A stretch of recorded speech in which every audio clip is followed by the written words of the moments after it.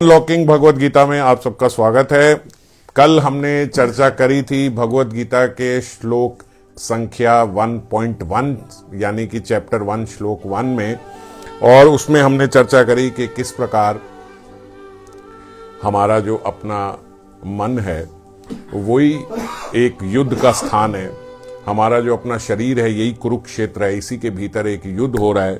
इसी के भीतर जो हमारे द्वंद्व हैं अच्छे और बुरे के बीच में, ये करना चाहिए, वो करना चाहिए, ऐसे करना चाहिए, ऐसे करना चाहिए, ये सरल पथ है, ये मुश्किल पथ है, ये इजी रास्ता है, ये हमारे पास एक सिंप्लीफाइड तरीका होता है, थोड़ी सी कपटता, थोड़ी सी चीटिंग करने के साथ कि हम इतना कर ले तो हम ये पालेंगे। और एक चीज, एक हमारी साइड जो गुड साइड है वो बोलती है हमें ये नहीं करना चाहिए। तो ये गुड और इविल के बीच में जो हमारी एक लड़ाई है, या यूं समझ लो कि मन और बुद्धि के बीच में, विवेक हमेशा हमारा बीच में जरूर बोलता है कि हमें ये नहीं करना चाहिए। तो उसमें हम किसका पक्ष लेते हैं ये ठीक से निर्धारित हो गया था उस श्लोक में कि ये धर्म क्षेत्र कुरुक्षेत्र, ये धर्म का ही क्षेत्र है। आगे जाके भगवत गीता में बताया भी गया है कि ये क्षेत्र शरीर को ही बोला गया कि यही क्षेत्र है। तो अगर हम धर्म का पथ चुनते हैं तो उसमें हमें बड़ी जल्दी एक प्रसन्नता का जो स्वभाव है, जैसे हम देखते हैं कुछ लोग खुश रहते हैं, they are easy going, good going, वो बड़े हैप्पी माइंडेड हैं, और कुछ को हम देखते हैं कि उनको देख के वैसे ही हमारा मुंह लटक जाए, ऐसे उनका स्वभाव होता है कि एकदम रोते रहते हैं। तो इस प्रकार से दो प्रकार के जो लोग होते हैं, तो वो क्या होते हैं, उनके भीतर अगर इविल साइड हमारी जो है अगर वो हम पे ज्यादा प्रभावी रहेगी, एक हमारा सबका एक जनरल स्वभाव होता है कि हम दूसरे व्यक्ति को वैसे ही देखते हैं जैसा हम है। सबसे पहले आदमी दूसरे को जैसा वो खुद है वैसा जज करने का प्रयास करता है। इसमें भी अगर हम देखें तो दुर्योधन और अर्जुन, मैंने फर्स्ट डे ये बात बताई थी, बहुत इंपॉर्टेंट है, आपको हर बार मैं एक बार याद कराऊंगा इस बात को समझना कि अर्जुन सारा युद्ध जो कर रहा है वो मुस्कुराते हुए कर रहा है, और दुर्योधन जो सारा युद्ध कर रहा है आज हम देखेंगे कि उसकी शुरुआत ही बड़े कलेश और कलमश और कपटता से हुई है। तो वो शुरू से ही बड़ा चिढ़ा हुआ है, जबकि जितने भी श्रेष्ठ धरोधर हैं वो सारे कौरव की साइड है, वो सारे दुर्योधन की साइड है। मगर हम देखेंगे जब युद्ध शुरू हुआ तो अर्जुन मुस्कुराता हुआ युद्ध कर रहा है, और दुर्योधन जो है वो हमेशा भय में और एक दुविधा में, एक दुखी मन से वो उस युद्ध को कर रहा है। तो ऐसा क्यों है ये बात मैं आपको आज समझाता हूं। हमारे सबकी दृष्टि दूसरे को देखने की वैसे ही होती है जैसे हम खुद हैं। तो अगर हमारे भीतर हमारी जो इविल साइड है अगर वो हैवी है हम पे, अगर वो हावी है हम पे, तो हम हमेशा परेशान रहेंगे। क्यों? क्योंकि इस दुनिया में हम जिसको भी देखेंगे वो ऐसा लगेगा कि ये कपटी है, ये ऐसा है, ये फायदा उठाने की कोशिश कर रहा है, ये देखो ये ऐसा कर रहा है, ये ऐसा बनावटी बना हुआ है, ये बना हुआ है। तो जब आप ऐसे लोगों से ही घिरे रहोगे, ऐसे लोगों को ही देखोगे, इर्रिस्पेक्टिव ऑफ दिस कि हम किन लोगों के साथ हैं, क्योंकि हम उसके साथ हैं जिसको हम जैसा समझते हैं। अगर हम देखते हैं कि सारे ही मेरे आसपास कुछ ना कुछ अपना मतलब साधने में लगे हुए हैं, ये तो कपटी हैं, ये तो सेल्फिश है, अगर हम ऐसा देखें तो क्या कोई कभी सुखी रह सकता है? नहीं रह सकता। तो ये दुख उसके अंदर आया कहां से? ये दुख भी उसके हृदय से ही आया। World is the reflection of your own image. आपने जैसा अपने आप को आप भीतर हो, आप सामने को वैसा ही देखोगे। मैं कितने लोगों से मिलता हूं तो ऐसे दिखता है कि वो शुरू से ही बड़े प्रोटेक्टिव ऐसे रहते हैं जैसे हम उनको धोखा ही देंगे ही, वो हमेशा ऐसे ही रहेंगे, हमेशा चालबाजी करते हैं। तो ऐसा क्यों होता है? क्योंकि उनके भीतर उन्होंने खुद यही किया, वो यही करते हैं, तो इसलिए वो दूसरे को ऐसा ही देखते हैं। तो अगर हमें प्रसन्न रहना है तो भी हमें हमारी गुड साइड को अगर हम मानेंगे, अगर हम उसको अहमियत देंगे, तो हम बड़े हल्के रहेंगे, खुश रहेंगे। और हमारे आसपास उल्टा होगा, अगर कोई कपट करने भी आया तो वो भी हमें लगेगा नहीं ऐसे थोड़ी कोई करेगा, कोई ऐसे थोड़ी कर सकता है, इतना सेल्फिश थोड़ी कोई होता है। और जब हम इस प्रकार से दुनिया को देखते हैं तो दुनिया भी हमारे साथ वैसे ही अच्छी बन जाती है। समझ गए? तो इसीलिए जो प्रसन्नचित हृदय वाला व्यक्ति है वो सबको वैसा ही देखता है और सब उसके साथ फिर वैसा ही हो भी जाते हैं। जैसे आप कोई एक ठीक व्यक्ति आया और आपके मन में है कि ये जरूर कोई ना कोई कपटता करेगा, ये जरूर कोई ना कोई कपट, ये सबसे पहले अगर हम इस एग्जाम्पल को देखें तो क्योंकि हम अपने डेली लाइफस्टाइल्स की चर्चा कर रहे हैं थ्रू भगवत गीता, तो अगर हम अपने डेली एग्जाम्पल्स को देखें तो जैसे मान लीजिए जब घर में विवाह होता है तो एक सास ने पहले ही सोच रखा है कि मेरी बहू आएगी तो वो ऐसा करेगी, ये करेगी, मेरे बेटे को ऐसे समझाएगी, ये करेगी। कहीं ऐसी होता है, स्वभाव होता है। या अगर मान लीजिए कोई नई बहू घर पे गई, कोई लड़की गई और उसने पहले ही सोच रखा है कि सास तो ऐसी होती है, सुना ही हुआ है, एक बदनाम रिलेशन ही है सास और बहू। तो अगर पहले ही सुना हुआ है सास ऐसे ही होती है, सास ऐसी होती है, तो वो शुरू से ही यही माइंडसेट लेके जाती है। अब वो कुछ भी करेगी तो देखा मैंने, मेरे को पता था सास ऐसी होती है। वो उससे मीठा भी बोलेगी तो भी वो देखा, मुझे पता था ये बड़ी चिकनी चुपड़ी बातें करके जान के मेरे से काम निकलवाएगी। वो थोड़ा बच्चे की तरह बच्चा मान के गुस्सा भी करती कि मुझे पहले ही पता था ये तो ऐसे ही टॉन्ट करेगी, क्योंकि उसके माइंड में वही कंसेप्ट है।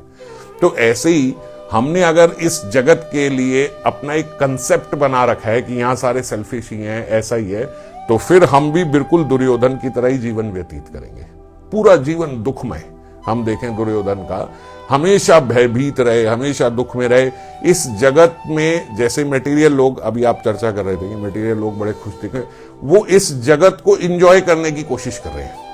कभी इस पार्टी में जाके, कभी ऐसे करके, कभी शराब पी के, कभी ये करके, कभी वो करके, अलग अलग उल्टी उल्टी चीजें ट्राई करके वो इस जगत में सुख ढूंढने की कोशिश कर रहे हैं, जो बहुत उल्टा जा रहा है। जो बहुत देखते हैं हम, वो सब वो कार्य कर रहा है जो कार्य नहीं करने चाहिए। वो कोई क्यों करता है?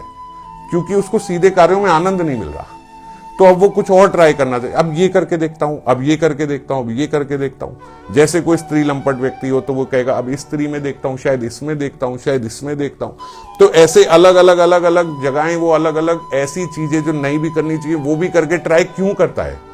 कोई क्यों करता है? ट्रैफिक लाइट कोई जान के क्यों तोड़ता है? कोई जान के क्रिमिनल क्यों बनता है? कोई मजे मजे में ही हम देखते हैं दूसरे को जान के इरिटेट क्यों करता है? जान के ही लोगों के साथ उल्टा क्यों करता है? क्योंकि सीधे तरीके से उसको मजा ही नहीं आ रहा। समझ गए? इस जगत में उसे वो आनंद मिल ही नहीं रहा, नहीं मिल रहा, इसीलिए वो ये सब कर रहा है। और ऐसे करते करते करते वो खुद भी दुखी होता है और दूसरे को भी दुखी होता है। तो बड़ा बेसिक है, अगर हमें अपने स्वभाव को ठीक रखना है तो सबसे पहले धर्म क्षेत्र कुरुक्षेत्र है। अपना जो मन है, उस मन में हमें अपनी जो गुड साइड है उसको मानना पड़ेगा। जो ठीक पथ है हमें उस पथ पे चलना पड़ेगा। उससे क्या होगा? हम प्रसन्नचित्त रहेंगे, हमारा सेल्फ कॉन्फिडेंस बनेगा। और जब हमारा सेल्फ कॉन्फिडेंस बनेगा तो फिर हम दूसरों को भी वैसा ही देखेंगे, हम प्रसन्नचित्त रहेंगे और दूसरे भी हमारे साथ प्रसन्नचित्त रहेंगे। बाद में क्वेश्चन तो पहला श्लोक जो है उसको हम ठीक से अपने जीवन में, जो मैंने एक सूत्र बताया था, उसको अपनाएं कि जब भी द्वंद्व हमारे भीतर आता है, बिना कुछ सोचे जो धर्म का पथ है हमें उसी पथ पे चलना चाहिए। धर्म का इजी डेफिनेशन क्या है? कि जो अपने हित में हो और सबके हित में हो, वही धर्म है। ये सब हमने चर्चा करी थी।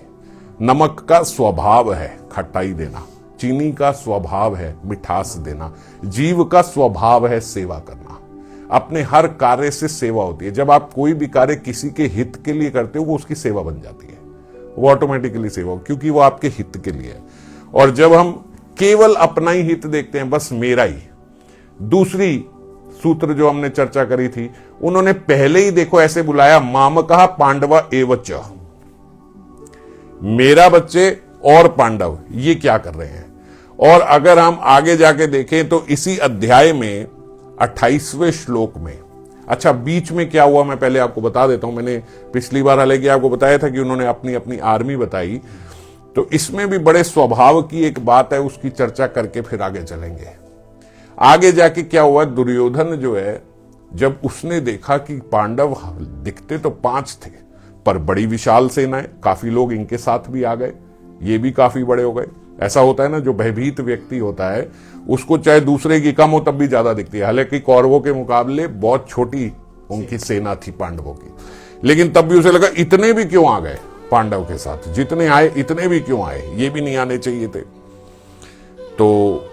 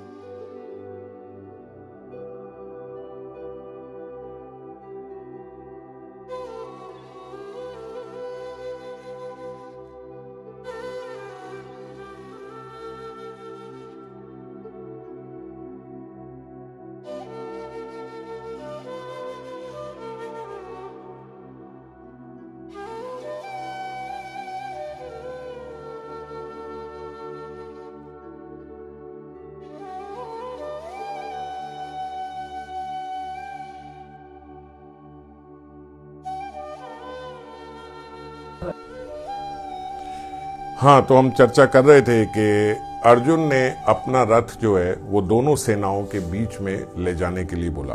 अब क्योंकि इतना बड़ा युद्ध चल रहा है तो ये किसी के लिए भी साधारण नहीं है। अर्जुन जैसे बड़े धरोधर के लिए भी नहीं है, और दुर्योधन जिसके पास इतनी विशाल सेना, भीष्म पितामह जैसे योद्धा हैं, उनके लिए भी इतनी बड़े जो स्तर पे युद्ध हो रहा है, ये कोई आम युद्ध नहीं है। ठीक है, ये बहुत बड़ा युद्ध है, इनके जीवन का सबसे बड़ा युद्ध है।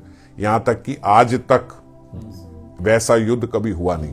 आज भी बोलते कुरुक्षेत्र की वो भूमि जो है वो लाल रंग की मिट्टी वहां से निकलती है, इतना उसमें खून बहा। तो इतना बड़ा युद्ध शुरू हुआ, सबके मन में एक घबराहट है। और अर्जुन, और अब पहले इसको अपनी अवस्था से देखें। हमारे पास भी जीवन में ऐसी बहुत सी अवस्थाएं आती हैं, ऐसा बहुत सा समय आता है कि जब हम थोड़ा घबरा जाते हैं। एक बच्चे के लिए एग्जाम में जाना ही बड़ी ऐसी घटना हो जाती है कि उसका दिल घबराता है वहां जाने के लिए। और हमारे इस सिचुएशन भी कई बारी बहुत सारी अवस्थाओं में ऐसी होती है कि हमारा मन उस समय घबरा रहा होता है कि क्या करें इस समय, कैसे फेस करें ये समय, या ये क्या होगा, कैसे होगा, जो भी इत्यादि हमारे पास ऐसी सिचुएशन आती है। उस सिचुएशन में अब अर्जुन ने जब बोला कि आप चलो, तो दुर्योधन ने भी वहां पे, उसके हृदय में भी आया कि पता नहीं इस युद्ध में क्या होगा क्या नहीं होगा। तो अब इन दोनों का स्वभाव हम देखेंगे, अर्जुन वर्सेस दुर्योधन। अर्जुन के अंदर अगर घबराहट आई तो उन्होंने भगवान श्री कृष्ण को बोला कि इस समय मेरी अवस्था बड़ी खराब हो रही है। क्या हो रहा है, जो मैंने सबसे पहली बार आपसे बताया था कि ये पॉइंट ए है जहां से भगवत गीता शुरू होनी है। अर्जुन का ये एक स्वभाव है। और point G, last A to Z जहां तक हम पढ़ रहे हैं, वो जी क्या है कि अर्जुन ने भगवान को बोला नष्टो मोह स्मृति लब्ध्वा। ये 45 मिनट में सारी भगवत गीता समझा दी गई थी। 45 मिनट के भीतर अर्जुन के सारे संदेह जो हैं वो खत्म हो गए थे। तो शुरुआत अर्जुन की कैसी थी कि वो बोल रहे हैं कि देखो मेरा गांडीव धनुष जो है वो मेरे हाथ से गिरे जा रहा है, मेरी त्वचा जो है वो बहुत जल रही है, और मेरा मन भ्रमित हो रहा है, और यहां तक कि यहां पे खड़े रहने में भी मैं असमर्थ हूं। ऐसे लग रहा है कि मैं अभी नीचे गिर जाऊंगा, मुझे ऐसी वीकनेस हो रही है, ऐसी घबराहट हो रही है, धनुष छूट रहा है, हाथ पैर मेरे कांप रहे हैं, मेरा त्वचा जल रही है, और ऐसे लग रहा है मैं अभी बेहोश होकर गिर जाऊंगा, मैं यहां टिक नहीं पाऊंगा। ऐसा क्यों बोल रहा है अर्जुन? ऐसा इसलिए बोल रहा है क्योंकि 28वें नंबर श्लोक में अगर हम देखें तो अर्जुन ने बोला दृष्ट्वा एवं स्वजन कृष्ण युयुत्सुम समुपस्थितम। बिल्कुल वही भाषा जो पहले श्लोक में उन्होंने बताई थी, उसी में अब उसमें कंपैरिजन देखो। धृतराष्ट्र ने उस वक्त क्या बोला था, माम का पांडव एवच, और यहां पे अर्जुन क्या बोल रहे हैं, दृष्ट्वा एवं स्वजनम। हे कृष्ण, मेरे जो ये सारे स्वजन मेरे सामने खड़े हैं, मैं इनके साथ कैसे युद्ध करूंगा। अब आप स्वभाव में भेद देख रहे हो, वहां पहले ही मेरा और तेरा शुरू हो गया। धृतराष्ट्र ने शुरुआत ही ऐसे करी कि मेरे पुत्र और पांडव क्या कर रहे हैं, और वही कृष्ण के साथ जो अर्जुन है, वो अर्जुन क्या बात बोल रहे हैं कि हे कृष्ण, ये सारे तो मेरे ही स्वजन हैं। ये सारे कौन, जो ये ऑपोजिट साइड पे हैं, ये मेरे ही तो पितामह, मेरे ही तो भाई, सब मेरे ही तो बंधु हैं। इन सब का मैं वध करके अगर मुझे ये राज्य मिल भी गया तो ऐसा राज्य किस काम का? मैं अपने ही स्वजनों को मार के क्या राजगद्दी ले लूंगा? वो राजगद्दी मेरे किस काम की? तो भगवान ने उनको हालांकि बाद में समझाया कि ये युद्ध राज्य के लिए नहीं हो रहा। अगर केवल राज्य के लिए होता तो मैं भी तुम्हारे पक्ष में ना होता। ये युद्ध तो धर्म के लिए हो रहा है, धर्म की स्थापना के लिए हो रहा है। तो अर्जुन ने जब ऐसी घबराहट हुई तो शरणागत हुए भगवान के, प्रार्थना करी। हम भी संतों से, स्वजनों से, अपने गुरुजनों से जाके प्रार्थना करें कि इस समय मुझे क्या करना चाहिए। जब ऐसी घबराहट की कोई अवस्था आई या आए तो शरणागत होकर हमें पूछना चाहिए मुझे अब क्या करना चाहिए। सरेंडर होके हम भी अपने बड़ों से पूछेंगे ना, मुझे इस समय क्या करना चाहिए।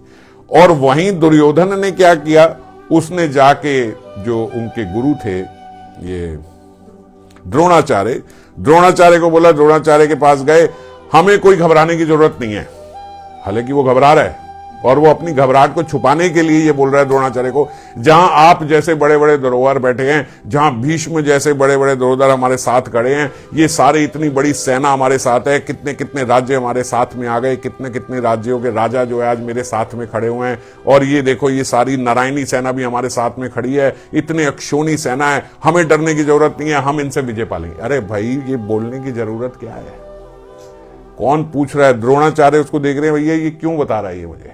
और फिर जब इससे भी उनको घबराहट उनकी पूरी नहीं हुई, ये स्पष्ट रूप से बताया गया, देखो यही हमारे हृदय की कपटता होती है। अभी आप जिस प्रकार आपका एक प्रश्न था कि हमें ऐसा लगता है कि भौतिक लोग जो हैं वो भक्तों से ज्यादा प्रसन्नचित्त दिखते हैं, वो ज्यादा प्रसन्नचित्त दिखते हैं, बात सही कही आपने, बस दिखते हैं, क्योंकि वो अपने ऊपर एक कपटता का आवरण लेके चलते हैं। जो प्रसन्नचित्त नहीं है वो अपने आप को ज्यादा प्रसन्नचित्त दिखाने की कोशिश करता है।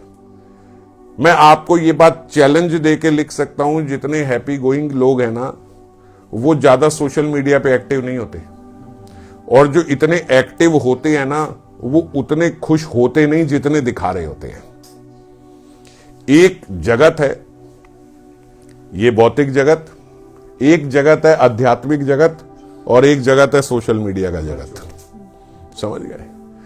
तो जो चीज दिखाई जा रही है वो है नहीं, इसीलिए दिखाई जा रही है। जो आनंद मिल नहीं रहा है यहां पे वो कैसे ले, वो दिखा के ले रहे हैं। आप बात समझ रहे हो? ये एक मानसिकता होती है, और यही दुर्योधन की मानसिकता है। अब वो घबरा रहा है, तो अगर अर्जुन जैसा स्वभाव होता, मान लिया वहां पे उनके पास कृष्ण नहीं है, पर भीष्म पितामह तो है, द्रोणाचार्य तो हैं, गुरुदेव तो हैं, अपने दादा तो हैं, जाए उनको प्रणाम तो करे कि बाबा मैं आपके पास आया हूं क्योंकि मेरे मन में थोड़ी घबराहट हो रही है, आप बताओ हमारी विजय हो जाएगी ना, हम जीत जाएंगे ना। अगर मान लीजिए वो अर्जुन जितना अच्छा नहीं भी है, अपने स्वजनों से लड़ने से घबरा नहीं रहा है कुछ भी, क्योंकि उन्होंने तो इन्वाइट ही किया है, तो अगर मान लीजिए वो स्वजनों से लड़ना भी चाह रहा है, पर तब भी जो घबराहट है वो अपने गुरुजन के सामने तो बताए कि मुझे ये लग रहा है हम जीत जाएंगे। और भीष्म पितामह ने 10वें श्लोक में आप देखो तो उन्होंने भीष्म पितामह की तारीफ करी अर्जुन ने, यही पहले अध्याय के 10वें 11वें श्लोक में उन्होंने फिर भीष्म पितामह की तारीफ करनी शुरू करी। पहले द्रोणाचार्य की करी उनके सामने, अभी भी घबराहट कम नहीं हुई क्योंकि द्रोणाचार्य कुछ बोले नहीं, तो भीष्म पितामह के आगे जाके अरे भीष्म पितामह जैसे जहां पे हैं वहां हम हार थोड़ी सकते हैं, और सारे सेनाओं को बोला सुनो आप भीष्म पितामह को प्रोटेक्ट करके रखना, इनके आसपास रहना, क्योंकि जब तक ये हैं तब तक हम हार नहीं सकते। भीष्म पितामह ने उसको इग्नोर करके शंख बजा दिया कि इसका मतलब यही है, ये फालतू की बातें करेगा, छोड़ो। उन्होंने उसको जवाब दिए बिना शंख बजा दिया युद्ध की घोषणा करने के लिए कि ये यही कह रहा है ना कि युद्ध करें, हम ये करें, ये छोड़ो। वो समझ गए कि ये कपटता कर रहा है, ये अपने मन की जो घबराहट है वो छुपा रहा है। ऐसे ही बहुत सारी चीजें इस जगत में बहुत लुभावनी दिखती हैं, हमें दिखता है कि ये ऐसा ऐसा, ये बड़ी फ्लावरी चीजें हमें दिखती हैं, पर उसमें फंसे नहीं, क्योंकि वो सिर्फ फ्लावरी वर्ल्ड है। Social media is a flowery world. अगर यहां पे भी आप रियलिटी दिखाने लगोगे तो ये चलेगा नहीं, ये कैसे चलेगा? अगर आप वही बातें जो आप करते हो वही बातें आप दिखाओगे तो वो चलेगा कैसे? तो इसीलिए वहां पे अच्छा, और एक सबसे बड़ी कपटता हमारे भीतर, पहले तो हम अपनी जो कपटता है, जो अपना बैड सेल्फ है, जो इविल सेल्फ है, जो अपना खराब पार्ट है, उसको छुपाते हैं, और फिर उसको छुपा के जो हम अच्छा दिखाते हैं, फिर हम चाहते हैं लोग हमें उसी अच्छे पार्ट से ही देखें और वैसे ही हमारे साथ रिएक्ट करें। समझ गए? जो मैंने अपना एक अच्छा पार्ट पोर्ट्रे किया है कि मैं ऐसा ऐसा हूं, अब लोग मुझे वही मेरा अच्छा पार्ट देख के उसी के अकॉर्डिंगली मेरे से बात करें। समझ गए? कितनी कपटता हमारे भीतर होती है। हम अपना जो हम असल में हैं उसको तो बिल्कुल छुपा देते हैं, अपने आप से भी छुपा देते हैं, और सामने वाले को भी चाहते हैं कि बिल्कुल ये ऐसा देखे नहीं। ये है दुर्योधन। ये इस समय जो जैसा दुर्योधन बिहेव कर रहा है, ये उसका स्वभाव ऐसा है कि ये दिखे नहीं। और जब युद्ध शुरू भी नहीं हुआ है, अभी युद्ध शुरू होने से पहले ही हमें ये समझ, ये तो युद्ध का परिणाम हमें मालूम है कि दुर्योधन हार गया और अर्जुन जीत गया, पर जो हमारा द्वंद्व ये इस शरीर में चल रहा है, जो हमारे भीतर चल रहा है, उसमें हम ये अभी आसानी से देख सकते हैं इनके परिणाम से। भगवत गीता के युद्ध के निर्णय से, भगवत गीता के युद्ध के परिणाम से हम लोगों को आज जो हमने जो ये भगवत गीता प्रारंभ करी है, ये इस सेशन से हमें यही समझना है कि I am more close to Duryodhan और I am more close to Arjun. मेरा स्वभाव दुर्योधन से ज्यादा मिलता है या मेरा स्वभाव अर्जुन से ज्यादा मिलता है? अगर मेरा स्वभाव दुर्योधन से ज्यादा मिलता है तो 110% मैं ये जीवन का युद्ध हार जाऊंगा। My life would be a failure. No matter how many cars I have, how many factories और home I have, I will fail. कितनी प्रॉपर्टी मेरे पास है, that does not define my success और फेलियर। मेरा जो देखो, कई लोग ये सोचते हैं, जैसे किसी को ये बात पता लगती है ना, अंतमति सगति, कि भाई अंत समय में अगर किसी ने भगवान का नाम ले लिया तो वो भगवत धाम चला जाएगा। हम ये बात बोलते हैं।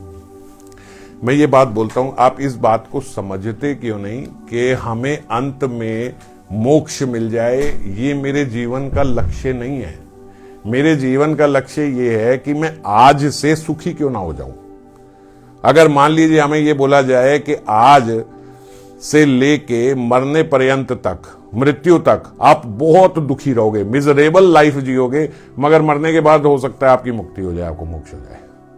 और दूसरी बात यह है, हो जाए, शायद हो जाए, क्योंकि वो तो हमने देखा नहीं है, वो हो जाएगी। और दूसरा व्यक्ति यह है कि हम उसे बोलते हैं भैया अगर तू ये चीज फॉलो कर लेगा तो तू आज से सुखी हो जाएगा। तो मैं क्या करना चाहूंगा?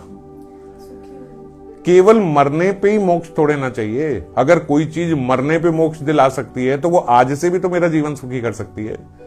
जो मृत्यु के बाद भगवत गीता का पाठ करने से भी जिनको लगता है कि मोक्ष प्राप्त हो जाएगा, वो अपने जीते जी क्यों नहीं भगवत गीता पढ़ के वो अपना लेते? क्या प्रॉब्लम है हमें? आप बात समझ गए? अगर किसी को बाहर जाके बोलो भगवत गीता, बोलते हाँ मेरे जब पिताजी मरे थे ना तो हाँ तब भगवत गीता हुई थी, तब मैंने सुनी थी। मैंने एक को बोला ही, मैंने कहा आजकल तो भगवत गीता पे कथा हो रही है। वो बोलते वो भगवत गीता मैंने सुनी थी जब मेरे फादर की डेथ हुई थी ना, तब भगवत गीता का पाठ हुआ था। मैंने कहा तब क्यों किया था? बोलते वो पंडित जी ने बोला था कि जो मर गए हैं उनकी आत्मा की शांति के लिए उनको मोक्ष प्राप्त होगा अगर भगवत गीता सुनोगे। मैंने कहा भगवत गीता मतलब इतनी पावरफुल है कि अगर एक व्यक्ति मर गया, उसके शरीर को आप जला के आ गए, अब घर आके उसके रिश्तेदार भगवत गीता सुन लेंगे तो उसको मोक्ष प्राप्त हो जाएगा। तो भैया जीते जी क्यों नहीं सुन लेते? समस्या क्या है? जीवन पर्यंत अगर आप दुखी रहे और अगर आपने भगवत गीता सुन लेते तो आपका जीवन आज से ही बड़ा सुखी हो जाता। जो मोक्ष मरने के बाद प्राप्त होना तो वो आज ही प्राप्त हो जाएगा, आप सुखी हो जाओगे। तो क्यों नहीं करते? किसी आदमी को बोलो भैया गेम खेल ले, वो बोले हाँ चलो खेलते। मैं बोलो अच्छा चलो रूल सीख लेते से। वो यार रूल वूल छोड़ो यार, पहले खेल लेते बाद में सीख लेंगे रूल फूल। तो आप उसको क्या बोलोगे? मूर्ख है कि नहीं है? भैया जब खेलने से पहले उसके नियम सीखेगा ना, खेलने के बाद। अब बोले अभी पहले मजा करते हैं, खेलते हैं, फिर उसके बाद देखेंगे नियम क्या। तो क्या मजा कर पाओगे जब आपको नियम नहीं पता? मजे कर पाओगे? आपको कोई भी गेम बोले, कैरम बोर्ड खेल लो, चेस खेल लो, टेनिस खेल लो, क्रिकेट खेल लो, अब पहले खेलते हैं फिर बाद में देखेंगे इसके नियम क्या होते हैं। तो क्या खेलोगे जब आपको नियम नहीं पता? क्या मजे क्या करोगे? और अधिकतर लोग अपना जीवन इसी प्रकार जी रहे हैं, जी लेते हैं। कैसे जीना ये नहीं पता, स्वभाव क्या होना चाहिए ये नहीं पता, बस जी रहे हैं। जी दुर्योधन भी रहा था, हर वक्त यही सोचता रहता था कि बस मुझे इतना राज्य मिल जाए, बस मुझे ये मिल जाए, बस ये भी हथियालू वो भी हथियालू। आखिर में संधि करने के लिए भगवान कृष्ण ने पांडवों की तरफ से प्रस्ताव भेजा कि केवल 5 गांव दे दो। ये पूरा हिंदुस्तान आपके पास है, केवल 5 गांव दे दो, उन्हें वो प्रसन्न हो जाए। बोलते 5 गांव छोड़ो, सुई की नोक जितनी जमीन भी नहीं दूंगा। क्यों? क्योंकि प्रसन्न नहीं है ना। ऐसे लगता है कि ये होगा तो हो जाऊंगा, ये होगा तो हो जाऊंगा, ये मर जाएंगे शायद तो हो जाऊंगा, तो हो जाऊंगा। क्योंकि जो व्यक्ति खुश नहीं है वो क्या करे? तो वो एक्सट्रीमिटीज में जाना चाहता है, वो बाहर से सब कुछ चेंज करना चाहता है सुखी होने के लिए, जबकि भीतर से चेंज होना पड़ता है। और वहीं दूसरी साइड कंपैरिजन में जो पांडव हैं उनको उन्होंने बड़ा दुखी करके रखा। कभी यहां मरवा रहे हैं, कभी यहां मरवा रहे हैं। 13 साल का वनवास दे दिया, अज्ञातवास भी उसके बीच में दे दिया, सब कुछ दे दिया। वहां पे भी लक्ष्य ग्रह में मरवाने की कोशिश करी और कितने कितने तरीकों से उनका अहित करने का प्रयास किया, उनको उसमें हराया। और जो द्रौपदी थी उनका चीरहरण करने की कोशिश, बहुत सारे तरीकों से उनको दुखी करने की कोशिश करी। उसके बावजूद वो इतने प्रसन्नचित रहे, उसके बावजूद वो इतने खुश रहे कि जब सारा साम्राज्य इसके बाद, इस भगवत गीता के बाद, जब सारे कौरव मर गए, जब पांडवों को ये सारा राज्य मिल गया, ये राज्य मिलने के बाद भगवान बोल रहे हैं कि अब मैं द्वारका की ओर जा रहा हूं, तो कुंती माता कह रही नहीं नहीं नहीं नहीं, ये नहीं चाहिए कि आप चले जाओ। इससे तो वो दुख बहुत अच्छे थे, हम बड़े आनंद में थे। ये साम्राज्य किस काम का कि ये दे के अब आप चले गए। तो क्या पता लगा कि जब इतने वो जो हमें बाहर की दृष्टि से जो दिखता है कि उनका इतना दुख का समय था, उस दुख के समय वो पूरे आनंद में थे, वो मजे में थे। और जो उनको दुखी करने में लगा हुआ था दुर्योधन, वो दुखी था। आयरनी देख रहे हो आप? यही लाइफ की आयरनी है। हम लोग सोचते हैं कि मटेरियली मैं बड़ा खुश हो जाऊंगा, ये ऐसे कर दूं, ये ऐसे कर दूं, मेरा कंपटीटर नीचे हो जाए, ये हो जाए, वो हो जाए, मैं इससे सुखी हो जाऊं। पर सुखी इससे नहीं हुआ जाता। ये मेरा और तेरा करने से सुखी नहीं हुआ जाता। धृतराष्ट्र कभी सुखी नहीं रहा, दुर्योधन कभी सुखी नहीं रहा। पर अर्जुन जो ये कह रहा है ये सब मेरे स्वजन है, मैं इनको कैसे मारूं, उसका जो ये दुख शोक है कि ये सारे मेरे अपने हैं, इनको मार के क्या करूंगा। अर्जुन जीतने के लिए युद्ध नहीं कर रहा है, वो तो बोल रहा है छोड़ो ना, इन सबको मार के राज्य लेके करूंगा भी क्या, मुझे ऐसे ही रहने दो। ऐसा व्यक्ति हमेशा जीतता है, ऐसा व्यक्ति डिजर्विंग मेंबर है। तो आप देखो कि हमारे जो भीतर जो हमारी क्वालिटीज हैं, जो हमारा स्टाइल ऑफ लाइफ है, वो कैसी है, वो किससे मैच कर रहा है। वो दुर्योधन से मैच तो नहीं करता कि जहां हम सबको नीचे करके खुद अपने आप को ऊपर होना चाहते हैं। या हम अर्जुन से मैच करते हैं जो ये कहता है कि मैं चाहे थोड़ा नीचे रह जाऊं पर सब खुश रहे, मुझे राज्य नहीं चाहिए, ये सबको मिल जाए कोई बात नहीं, लेकिन मेरे को पीसफुली रहना है, मुझे सबका प्रेम प्राप्त करना है, मुझे अकेले ये राज्य नहीं प्राप्त करना इन सबको मार के। ऐसा ना हो कि बस मैं बड़ा अमीर हो जाऊं, मेरे सारे रिश्तेदार बस गरीब रहे, मीडियम क्लास रहे। हाँ, ये बड़ी पीड़ा होती है लोगों के अंदर। मैं पैसा कमाऊं ये एक बात है, और मेरे रिश्तेदारों में और कोई इतना ना कमा पाए ये भी दूसरी बात साथ में होनी चाहिए। मान लीजिए मैं भी कमा रहा हूं और मेरे साथ वाले भी कमा रहे, तो फिर दुख बना रहेगा, पीड़ा बनी रहेगी। तो ये बिल्कुल दुर्योधन। तो देखो, आज हम यहीं पे विश्राम करेंगे, लेकिन इस सूत्र के साथ जो आज समझना है कि अगर मेरी चेष्टा दुर्योधन की तरह है, अगर मैं ये देखता हूं कि बस और कोई ना बढ़े, बस मैं बढ़ जाऊं और इसको कुछ ना मिले, बस मुझे मिल जाए, तो मेरा निश्चित रूप से पतन होगा। My life is a failure. क्यों, कैसे पता लगा, क्या प्रमाण है? आप बोलो भैया, आप तो बड़ी अच्छी अच्छी बातें सिर्फ बोलने के लिए बोल रहे, ये कहां पता लगता है? ये भगवत गीता के परिणाम से पता लगता है। इनके युद्ध का परिणाम आपके सामने है। दो लोग मैच खेल रहे हैं, एक आदमी हार गया, दूसरा आदमी जीत गया, तो आप क्या देखोगे? वो किस स्टाइल से खेला था जीतने वाला, और हारने वाला किस स्टाइल से खेला था। हारने वाले के भी देख ले भैया इसकी क्या कमियां रह गई थी, और जीतने वाले के देख ले कि इसके क्या प्लस पॉइंट है। यही तरीका है ना। तो इसमें हम यही तरीका देख रहे हैं कि अर्जुन का क्या स्वभाव था और दुर्योधन का क्या स्वभाव था। जो दुर्योधन का स्वभाव है, उस स्वभाव का जीव निश्चित रूप से अपने जीवन में कभी सुखी नहीं रह सकता, और जो अर्जुन का स्वभाव है, निश्चित रूप से वो जीतेगा भी और ये पूरा जीवन सुख और आनंद से बिताएगा भी। तो इसीलिए हम लोग इस बारी भगवत गीता में केवल इसी आधार पे चर्चा करेंगे कि क्या लाइफस्टाइल होना चाहिए, क्या मानसिकता होनी चाहिए, और हर श्लोक के माध्यम से हम यही समझने का प्रयास करेंगे कि हमारी जो जीवन शैली चल रही है उसमें हम देखें कि हमें किस स्वभाव के साथ जीना चाहिए। तभी हमारे जीवन की सारी समस्याएं खत्म होंगी। अगर हमारी समस्या ये है कि यार ये बड़ा बढ़ता जा रहा है, इसके साथ बहुत कोई, इसके बच्चे बड़े इंटेलिजेंट निकल रहे हैं, इसका तो बिजनेस बड़ा अच्छा चल रहा है, इसकी तो सर्विस बड़ी अच्छी चल रही है, इसको एक से एक जॉब मिल जाती है, मेरा कुछ, अगर आपकी दृष्टि ऐसी ही है तो आप आज भी फेलियर हो, आप कल भी फेल होगे। और अगर आपकी दृष्टि ऐसी है कि मेरे इसकी अच्छी जॉब लग गई, बहुत अच्छी बात है, बहुत अच्छा लगता है कि इसकी बड़ी अच्छी जॉब, वो अच्छा बिजनेस कर रहा है, मैं बड़ा खुश हूं कि इसका इतना अच्छा काम चल रहा है, बहुत बढ़िया, ये कैसे किया है। अगर मैं वैसा चाहता हूं, मैं समझने का प्रयास करूं कि आपने कैसे किया, मैं भी कोशिश करूंगा ऐसे करने की। अगर किसी ने कोई अच्छी बड़ी, मेरे रिश्तेदार ने गाड़ी या दोस्त ने गाड़ी खरीद ली, हम खुश हों उसके लिए कि भाई तूने अच्छा सक्सेस अचीव करी, तूने ये गाड़ी खरीद ली। अगर ये मेरा स्वभाव है तो हमेशा मैं सुखी भी रहूंगा और इस जीवन में जिन जिन पदार्थों से मुझे लगता है कि मुझे सुख मिलेगा वो मिल जाएंगे, वाले हले की असल में तो जो सुख है वो पदार्थों का मोहताज नहीं है, उसको कोई पदार्थ नहीं चाहिए सुखी होने के लिए। हम सारी चीजें लेते ही इसलिए हैं कि मैं सुखी हो जाऊं, और जो जीव का ऐसा स्वभाव है कि वो सबको देख के खुशी रहते तो वो वैसे ही सुखी है, वो वैसे ही सुखी है। वो व्यक्ति जो इतनी बड़ी गाड़ी लेके भी पता नहीं सुखी होगा या नहीं होगा, मगर आप वैसे भी सुखी हो क्योंकि आपका स्वभाव ही खुश रहने का है, समझ गए। तो इसीलिए इनके परिणाम से हम ये बात समझ जाएं कि हमारा स्वभाव, और हम आगे भी देखते जाएंगे तो भगवान ने क्या अभी तो भगवान ने समझाना शुरू नहीं किया, अभी भगवान दूसरे अध्याय से शुरू करेंगे समझाना। अभी तो केवल ये एक भूमिका रूप में देख रहे हैं कि देखो इसको देख के समझ जाओ वो कहां कहां कपटता कर रहे हैं और इनका स्वभाव कैसा है। तो एक शरणागत का जो स्वभाव है, अगर ऐसा स्वभाव जैसा आज अर्जुन में हुआ, सबको अपना मानने वाला, ये बात मैंने पहले भी चर्चा करी थी, और देखो उसी का जवाब 28वें में है। जो पहले श्लोक में मामका और पांडव का बोला, 28 में वहीं अर्जुन उनको स्वजन बोल रहे हैं। वो मेरा और तेरा नहीं कर रहे, वो कह रहे हैं ये सब मेरे ही हैं, मैं इन सबको मार के। ऐसे स्वभाव वाला व्यक्ति हमेशा प्रसन्नचित्त रहता है।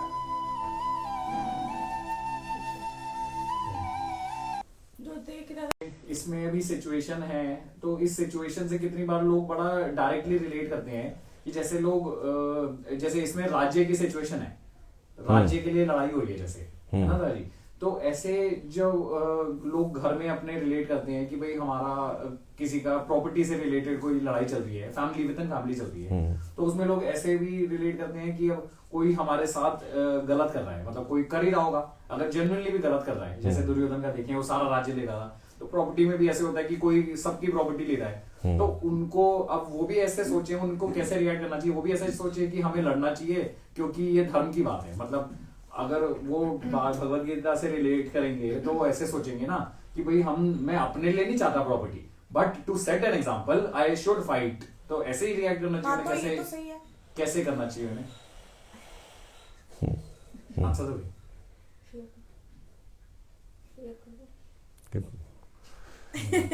तो देखो, जिसका, जैसे आप ये कह रहे हो, अगर किसी का प्रॉपर्टी का घर में झगड़ा चल रहा है, हाँ। तो उसको कैसे बिहेव करना चाहिए, उसके भी ऐसे ही, जैसे इनके यहाँ पे भी ऑलमोस्ट प्रॉपर्टी का ही डिस्प्यूट है। प्रॉपर्टी का ही डिस्प्यूट तो चल वो रहा भी है। ऐसे सोचेंगे ना कि भाई मेरे को भी टू सेट एन एग्जांपल वो सोचना, तो वो ठीक है ऐसे सोचना।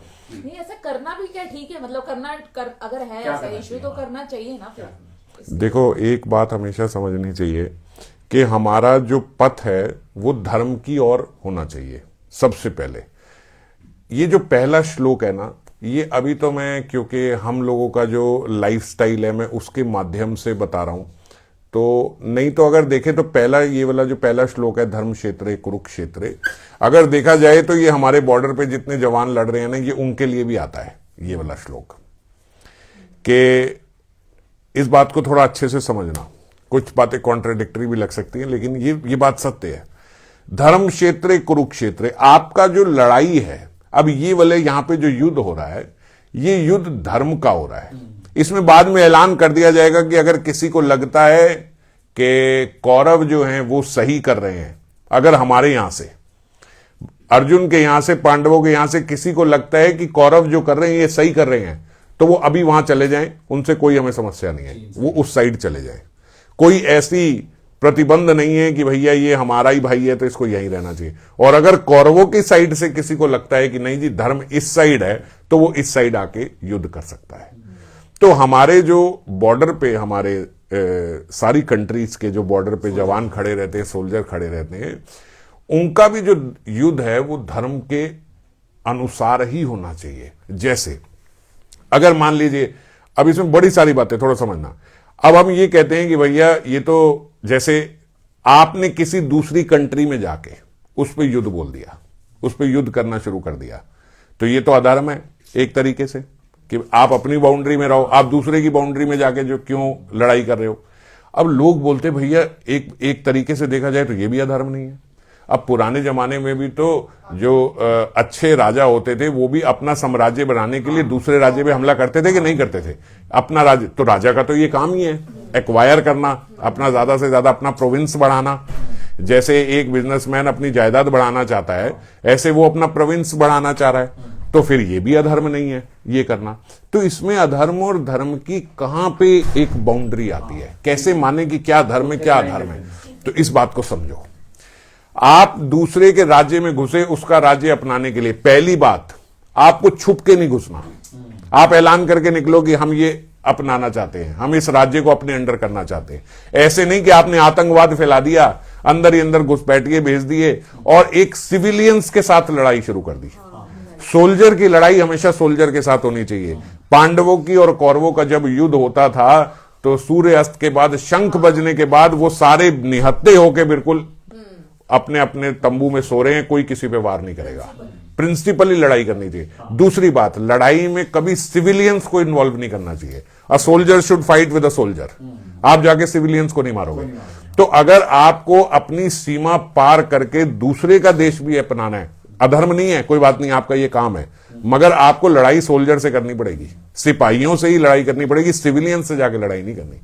अब मान लीजिए जैसे 1947 से पहले अंग्रेजों ने हिंदुस्तान पे कब्जा कर लिया, ठीक है, उन्होंने अपना प्रोविंस बढ़ाया, यहां तक अधर्म नहीं है। अभी उन्होंने अपना प्रोविंस बढ़ाने के लिए इंडिया पे आके हमला किया, इंडिया को अपने अंडर ले लिया। अब इस बात को समझ, अभी भी अधर्म नहीं है, ठीक है, उन्होंने इंडिया को भी लंदन बना देते, अधर्म नहीं होता। पर जब उन्होंने ये भेदभाव करना शुरू किया कि हमारा इंग्लैंड सुपीरियर रहे और तुम इंडियंस को हम नौकर बना के रखेंगे, Indians and dogs are not allowed, ऐसा लिखा रहता था उस समय कहीं कहीं जगहों पे। जब आपने इस देश को एक्वायर कर लिया, आप आ गए, पहली गलती आपने सिविलियंस के साथ झगड़ा करके इस देश को अपना किया। आप युद्ध करके नहीं आए, आप धोखेधड़ी से आए, पहला अधर्म। दूसरा, अच्छा चलो आपने अपना लिया, तो अब ऐसा होना चाहिए था कि इंग्लैंड और इंडिया में कोई फर्क नहीं है। मेरी एक फैक्ट्री है, मैंने दूसरी फैक्ट्री खोल ली, तो अब मैं दोनों फैक्ट्रियां मेरी हो गई ना, तो अब दोनों इंग्लैंड और इंडिया दोनों इंग्लैंड हो जाते, इंडियंस भी उन्हीं की प्रॉपर्टी हो जाती, इंडियंस भी उन्हीं के नागरिक हो जाते। एक इंडिया कंट्री को भी ऐसे ही रखते जैसे अपने इंग्लैंड को रख रहे थे, वहां भी सब डिफरेंशिएट जो कराना, ये धृतराष्ट्र की था, मामका पांडवा, ये मेरा ये तेरा, इनको नौकर बनाओ, इनको लूटो, इनके रिसोर्सेस सारे लेके इंग्लैंड में आ जाओ, यहां अधर्म हो गया। ये अधर्म है, समझ गए। किसी के आगे जाके अपनी बाउंड्री बढ़ाना प्रॉब्लम नहीं है, लेकिन उस बाउंड्री को केवल सोल्जर्स के साथ लड़के बोल के बढ़ाओ, चलेगा। सिविलियंस को मार के या भेदभाव करके वहां अधर्म हो जाएगा।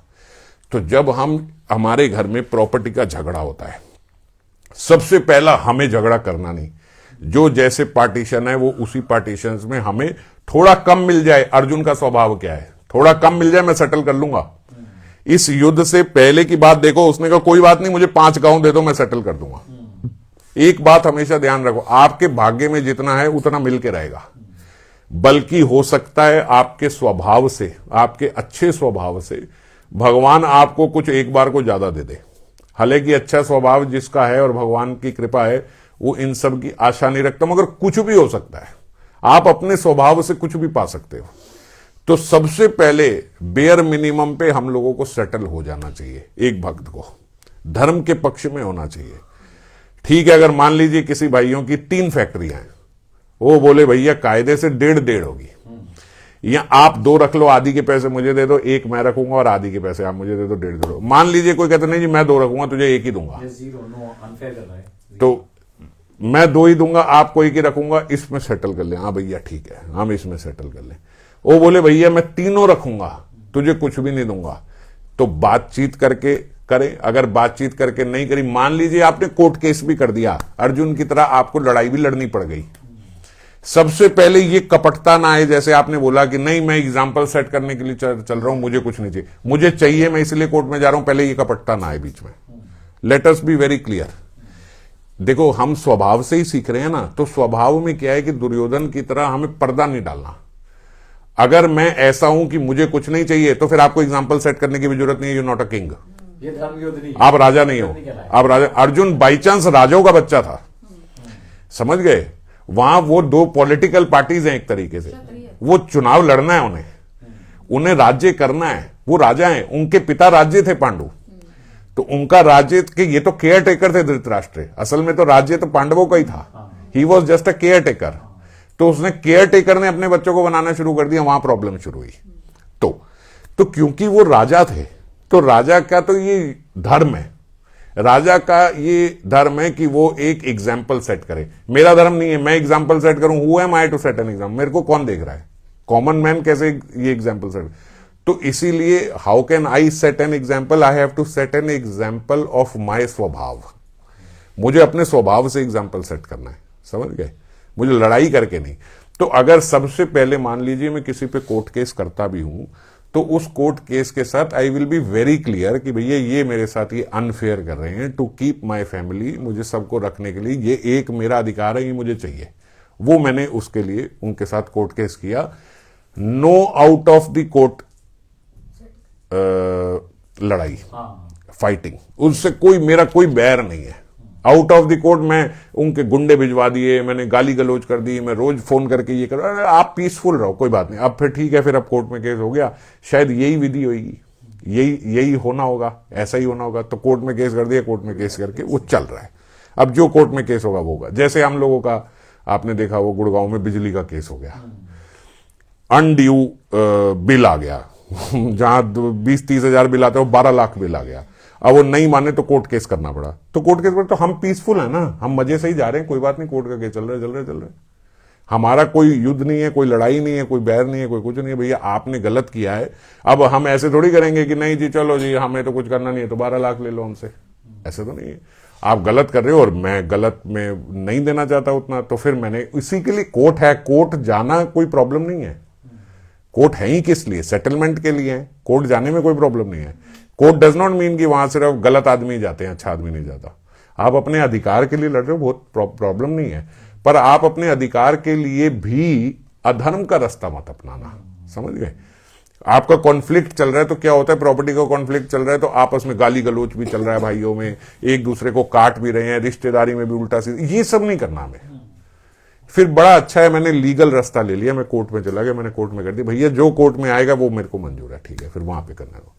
तो लीगल वे लेने में कोई प्रॉब्लम नहीं, हमें लीगल वे लेना चाहिए। बस ये है कि हमें हमेशा धर्म के पक्ष में रहना है, हमें कोई अधर्म का कार्य नहीं करना, कोई उल्टा कार्य नहीं करना। और इस बात को गारंटी से समझ लेना कि जब आप कोई अधर्म का कार्य नहीं करोगे तो आपके साथ अधर्म हो भी नहीं सकता, आपके साथ भी नहीं हो सकता।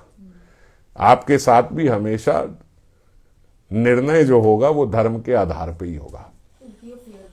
It will be a fair game, पर हमें हमेशा फेयर रहना है, ठीक है। नहीं तो दादा उनके साथ तो हुआ था, अर्जुन के साथ पांडव क्या हुआ था, लाक्षागृह में आग लगाई थी, मर गए थे वो, जल गए, आज भी नहीं आई उनपे, हो नहीं सकता। कुछ हुआ था उन्हें, एंड में क्या हुआ सब? नहीं हुआ था ना। तो फिर यही तो कह रहे हैं, सामने वाला जितना मर्जी धर्म करे आपके साथ कुछ भी नहीं होगा।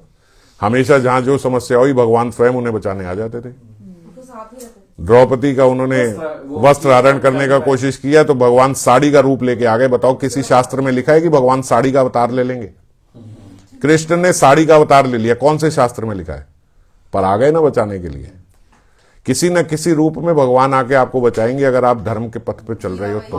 ये राजी महाभारत लेकिन हमारे उस पे कोई जो कितना जबरदस्त एग्जाम्पल है, इतनी बड़ी बात लगती है। वहां कौन था? भीष्म पितामह थे, द्रोणाचार्य थे, कर्ण सभी वही थे, थे। इतने बड़े बड़े। कर्ण और अर्जुन एक बराबर थे। हाँ। कर्ण और अर्जुन में कोई भेद नहीं था। अगर आप सीखना चाहो तो कर्ण के और अर्जुन के स्वभाव से भी सीख सकते हो।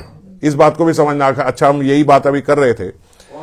कर्ण के जैसा स्वभाव जो है, कर्ण, हालांकि कर्ण की अभी भी बोला जाता है दानवीर कर्ण थे, पर कर्ण के स्वभाव में एक गलती थी जिस वजह से वो अर्जुन से हार गए। वो गलती ये थी कि उसने गलत व्यक्ति का साथ दिया।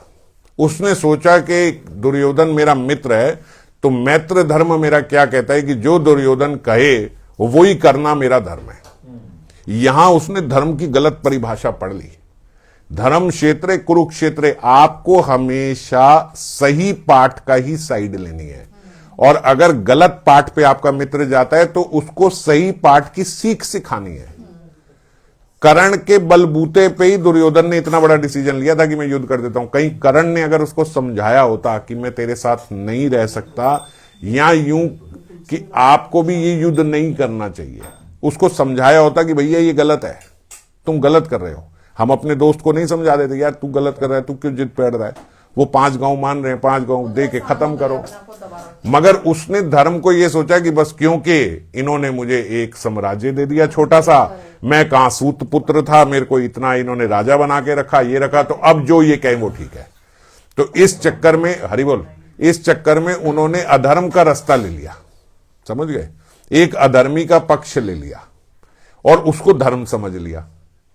तो ये गलत धर्म उन्होंने जो फॉलो किया कर्ण ने, इस स्वभाव की वजह से कर्ण अर्जुन से हार गया। वरना कर्ण और अर्जुन में कोई, मैं नहीं कह सकता कि वो ज्यादा थे वो कम, बराबर के थे, बराबर के शूरवीर थे, एकदम धरोहर जो थे बराबर के थे। लेकिन अगर कर्ण का मेरा भी इसमें क्वेश्चन है, दानवी मतलब था तो सेल्फिश ही ना कर्ण भी, मतलब ऐसे है कि उसने अपना पर्सनली वो देखा ना कि मुझे राजा बना दिया, तो सेल्फिश मतलब तो मैं यही कह रहा हूं ना कि उन्होंने उस सेल्फिश रिस्पेक्ट की उसको थी, एक सेल्फ रिस्पेक्ट की वो मिली। हाँ, तो सेल्फिश ही है ना वो बंदा जो अपने ही सेल्फ रिस्पेक्ट के बारे में देख रहा है। देखो सेल्फिश सारे हैं कहीं ना कहीं थोड़ी थोड़ी मात्रा में। मैं ये कह रहा हूं जो एक मेन गलती कर्ण में रही वो ये रही कि उसने ये सोचा कि भैया मेरे को जो ये कह रहे हैं वो करना ही मेरा धर्म है। आप समझ गए, उसी सोच को बड़ा एक्स्ट्रा आगे तक ले गए वो कि जो दुर्योधन कह रहा है वो सही है, जो दुर्योधन कह रहा है वो, मतलब जो दुर्योधन कह रहा है वो मुझे करना चाहिए, मेरे लिए यही सही है। ये जो उसने सोचा ना कर्ण ने, बस ये गलत पथ पकड़ लिया उन्होंने। तो इसमें भाई वो फिर पितामह और कर्ण में कैसे, यही मेरा फर्क है। हाँ, कैसे फर्क आपने करेंगे? पिछली बार जैसे बोला था कि भीष्म पितामह और कर्ण में फर्क इसलिए है क्योंकि भीष्म पितामह जो है उन्होंने देश का एक निर्णय लिया था कि मैं हमेशा इस देश के उसमें रहूंगा, ये लिया था, शासन करेगा उसके अंडर, मैं उसके अंडर ही रहूंगा, जो इस कंट्री को जो संभालने वाला है मैं उसी की साइड से लड़ूंगा, ये उनका प्राण था। हाँ, मगर वो ये जानते थे कि ये गलत है, क्योंकि वो ये जानते थे कि ये गलत है, इसीलिए उन्होंने खुद मेरे को कैसे मारा जाए ये उनको बतवा दिया। अर्जुन मार नहीं सकते थे भीष्म पितामह को। भीष्म पितामह ने अपने सामने जान के शिखंडी को खड़ा करके अर्जुन को ये बता दिया कि भैया ये मेरे सामने है और तुम मुझे इसकी ढाल बना के मार सकते हो। तो बताया कि नहीं भाई, मैं हूं यहां पे, मेरा कर्तव्य है यहां पे रहना, पर सही राज्य तुम्हारे अंडर ही रहेगा। मेरा ये भी तो काम है ये देखना कि ये सही किसके अंदर रहेगा, हस्तिनापुर, ये तुम्हारे अंडर ही रहेगा, तो तुम मुझे ऐसे करके मार देना। तो भीष्म पितामह को मारा नहीं गया, भीष्म पितामह मरे हैं। वो तो धर्म के लिए अपने आप को और ही वो वो कर दिया कि वो- भाई मेरे को वो मार देना तू। धृतराष्ट्र को भी समझाते थे कि ये तू गलत कर रहा है, हाँ। वो कर रहा है, ये बाकी करण तो बिल्कुल नहीं कर्ण ने समझा। तो तो छोटे एक हो गया। वाला वैसे वाला क्या ना इनसाइड का कि उनका दिल हमेशा उस तरफ था पितामह का, और उन्होंने समझाया, कर्ण ने कभी नहीं बोला, कर्ण ने हमेशा उसको मानना ही अपना धर्म समझा। भीष्म पितामह हले की अपनी प्रतिज्ञा से बंधे हुए थे, लेकिन तब भी समझाते थे, नहीं समझते थे तो फिर उन्होंने क्या किया, एक सेक्रीफाइस कि ठीक है फिर तुम मुझे मार दो, मेरे को मार दोगे, ये सारे हार जाएंगे। हाँ, धर्म के लिए कर जैसे दिया, भाई मेरे को मार अब दो। ऐसे दिखाते हैं, मगर शायद ऐसे भी नहीं है कि वो दिखाते हैं कि करण की जो है कभी कभी कॉन्शियस उन्हें लगता था कि ये गलत बात है, मगर ऐसा भी नहीं है ना। तो जैसे उन्होंने लगता इसको तो भी था। अपोज नहीं करा था, लगता था, कर्ण को लगता था ये गलत है। चीरानंद के टाइम पे अगर उन्होंने अपोज नहीं करा था, वो एक ने भाई ने करा था ना। हाँ, तो नहीं करा था, मैं यही कह रहा हूं ना, कर्ण को ये सब पता था कि ये गलत है, मगर उसने एक रास्ता गलत पकड़ लिया है। उसने सोचा कि जो दुर्योधन करे वो मुझे करना, यही मेरा धर्म है, ये असल में मेरा, पर ये धर्म नहीं है, ये अधर्म है। अगर आपका मित्र गलत पथ पर जा रहा है तो उसको सही पथ पे लेके आना है, और अगर वो सही पथ पे नहीं आ रहा है तो फिर उससे मित्रता छोड़ देनी है, ये धर्म है। तो वो उसका राज्य धर्म कई बार थोड़ा कठिन भी हो जाता है। तो फिर उसका राज्य छीन लेता ना, फिर वो पुत्र हो जाता। हाँ, कोई बात नहीं, इसी वजह से कोई बात नहीं। आप इस चीज से मत घबराओ कि, एक बात समझो, इस चीज से कभी मत घबराओ कि धर्म का पथ लेने पे मेरे को कोई क्षति हो जाएगी। आपके भाग्य में जितना है उतना आपको मिलेगा ही मिलेगा। हमें क्रिया इसलिए करनी है क्योंकि हमारे को ठीक स्वभाव में प्रसन्नचित रहना है, समझ गए, इसीलिए हम क्रियमान है। इसीलिए क्रियमान नहीं है कि इस जगत में मैं बहुत कुछ एक्वायर कर लूंगा, अगर मैं करूंगा तो फिर अगर ऐसे ही करके कर सकते तो फिर सारे अंबानी क्यों नहीं बन जाते। बेनिफिट के लिए नहीं कर रहे धर्म का फॉलो। सेल्फ तो इंटरेस्ट से अपने स्वभाव को ठीक करने के लिए क्रियमान रहना है। आलसी व्यक्ति तमोगुणी होता है। ये आगे जाके, ये आगे बड़े आगे 18वें अध्याय में ये सब आएंगे। ज्यादा सोने वाले की क्या समझ है, ज्यादा सोने वाले, देखो आदमी, आज छोटी सी बात समझो, आदमी सोचता है यार मैं तो बहुत सोता हूं, मेरे को बड़ा अच्छा लगता है, मेरे को बड़ा अच्छा लगता है, वो 10-10 घंटे 12-12 घंटे सोते हैं। तो 12 घंटे सोने वाला व्यक्ति, एक बात बताओ, जिसको नींद में आनंद आ रहा है, इस बात को समझना एक ठीक से, जिसको नींद में आनंद आ रहा है, जिसको सोने में आनंद आ रहा है, उसकी लाइफ कितनी डल होगी कि बेचारे को मरने में आनंद आ रहा है। आधा दिन एक तरीके से सुसाइडल की तरह है। आदमी जब बड़ा डिप्रेसिव होता है कहता है मरना ही बेटर है, और जिसके जीवन में इतना नीरस है कि उसको लगता है कि सोने में आनंद है। आप बताओ, कहीं हम बाहर जाते हैं, जब आप वेकेशन पे जाते हो, आपके कजन्स या आपके फ्रेंड्स आए हो, तो आप रात को लेट नाइट तक जागते हो कि नहीं जागते? और फिर सुबह जल्दी उठ के फिर कुछ कर लेते। उस समय आपको ऐसे लगता है ना कि यार सोना तो टाइम वेस्ट है। क्यों? क्योंकि आप उस समय जब जागृत अवस्था में हो तो आप ज्यादा इंजॉय कर रहे हो। और जिस बेचारे को सोना अच्छा लगता है, इसका मतलब जागृत अवस्था में तो वो बेकार डल लाइफ है उसकी, उसको कुछ अच्छा ही नहीं लग रहा। उसकी इतनी खराब लाइफ है कि जब वो कुछ नहीं कर रहा है, जब वो एक तरीके से मरा पड़ा है, सोना छोटी मृत्यु ही है, जब वो एक तरीके से मरा, वो उसको अच्छा लग रहा है, उसको उसमें आनंद आ रहा है। कितनी खराब जीवन होगा। ऐसा खराब जीवन होता है जो बेचारा सोता रहता है। तो अपनी लाइफ को थोड़ा ब्राइट करो। सबसे डार्केस्ट पार्ट जब आप सो रहे हो वो है, और वो डार्केस्ट पार्ट लाइफ का जो है वो आपको आनंद दे रहा है, तो आपकी लाइफ कितनी डिस्टर्ब्ड है। बोलते हैं कितनी डल लाइफ है यार, हाँ, सोते ही रहते कि सोने में अच्छा लग रहा है। समझ गए? तो इसीलिए इस बात को समझना चाहिए। इसीलिए सोना तमोगुणी है। सोने वाला व्यक्ति ज्यादा तमोगुणी होता है। तमोगुणी व्यक्ति को किसी चीज में आनंद नहीं आता। तो you need to bright up your life. अगर आपको ऐसा लगता है कि मेरे को सोने में बहुत अच्छा लगता है, मैं 10-10, 12-12 घंटे सोता हूं, there is some problem in your life. Consult करना चाहिए भैया, थोड़ा अपनी चेतना को विकसित करना चाहिए। मैं क्या कर रहा हूं जीवन में? इतना खराब जीवन है कि सोना अच्छा लग जाता है। तो सोना केवल शरीर को थोड़ा रेस्ट देने के लिए विश्राम होना चाहिए। अगर विश्राम में ही आनंद आ गया तो फिर क्या रह गया? ये आगे जाके 18वें अध्याय में सारी चर्चा होगी।